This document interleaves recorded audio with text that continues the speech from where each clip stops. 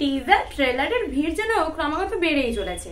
আর south industry থেকে already দুটো teaser এবং ট্রেলার অলরেডি চলে এসেছে, একটি কুবের, অন্যটি হচ্ছে রাজা সাব। তো আজ আমরা দুটো নিয়ে কথা বলবো। সানি টপের সঙ্গে সিনেমার জগতে হারিয়ে যাও আর ছোট্ট করে সবকিছু জেনে নাও। ধনুষ, রশ্মিকা মান্দানা এবং নাগার্জুনের কুবের, যার অফিসিয়াল ট্রেলার অলরেডি আউট হয়ে গেছে। যদিও এই ট্রেলারটি ড্রপ করা হয়েছে রাত 10:30টার সময়।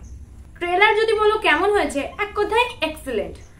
তবে টিজারেও স্টোরি কি হতে চলেছে সেটা নিয়ে সিক্রেট ছিল, আর ট্রেলারেও আশা থাকে যে কিছু একটা জানতে পারবো, কিন্তু না, এখানেও সাসপেন্স ক্রিয়েট করা হয়েছে, প্লাস স্টোরিটাকে সিক্রেটই রাখা হয়েছে। বাট এতে যেন আরো বেশি সাসপেন্সটা বেড়ে গেল।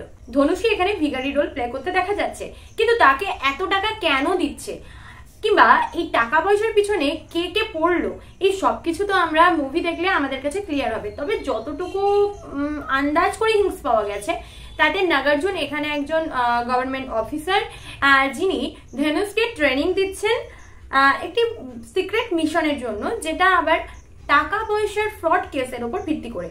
আই থিঙ্ক হিন্দি, তেলেগু, তামিল, কন্নড়, মালায়ালাম ভাষায় রিলিজ করবে। তবে মুভি রিলিজ হওয়ার মাত্র 4 দিন আগে ট্রেলার ড্রপ হয়েছে। দেখা যাক কি হয় মুভিটা শেষমেশ। আর মুভিতে এটাও জানতে পারবো যে রশ্মিকা এবং নাগার্জুন কোন কোন রোল প্লে করছে। তো এই মুভিটি রিলিজ করছে সিতারে জমিন পরের সাথে 20 জুন। চলো নেক্সটে চলে যাই রাজা সাব। রাজা সাবে তো আমরা প্রভাসকে দেখতেই পেয়েছি আগেও, তবে এই টিজারে স্টোরির হিন্টস কিন্তু পাওয়া গেছে যে স্টোরিটা কি হতে চলেছে। শুরুতেই সঞ্জয় দত্তের একটি ফটো দেখানো হয়েছে এবং তার সাথে তার ভয়েস। তবে ইভেন্টে সঞ্জয় দত্তের ভয়েস পেলেও আমরা টিজারে কিন্তু সঞ্জয় দত্তের ছবি পেয়েছি, সঞ্জয় দত্তকেও পেয়েছি, কিন্তু ভয়েস পাইনি। কেন ভাই? ভূত নিয়ে রিসেন্ট রিলিজ হয়েছিল, যেখানে সঞ্জয় দত্ত ব্যস্ত ছিলেন ভূত তাড়াতে, আর এই রাজা সাবে সঞ্জয় দত্ত ক্যারেক্টারটা নিজেই ভূত সেজেছে এবং তার ঝলক আমরা ফটোতে এবং নর্মালি দুভাবেই দেখতে পেয়েছি। এমনকি তাকে গয়না পরেও আমরা একটা অন্য রূপে দেখতে পেয়েছি। টিজারের কথা যদি বলি, এক ঝলকে দেখলে বেশ ভালোই লাগছে, তবে মেকিং প্রসেসের ক্ষেত্রে অবশ্যই। এছাড়াও ভিএফএক্স যেগুলো অ্যাড করা রয়েছে সেগুলো বেশ ভালোই লাগলো। স্টোরি নিয়ে খুব বেশি হিন্টস না পাওয়া গেলেও যেটুকু পাওয়া গেছে যে সঞ্জয় দত্তের ক্যারেক্টারটি ওই মহলেরই, মানে ওই অঞ্চলেরই একজন রাজা ছিলেন, যিনি এখন আর বর্তমানে পৃথিবীতে নেই, কিন্তু তার আত্মাটা সেই মহলের মধ্যে রয়ে গেছে। যখন সকলে মিলে সেই মহলে আসবে, সেখান থেকে স্টার্ট হবে কিন্তু হরর স্টোরি।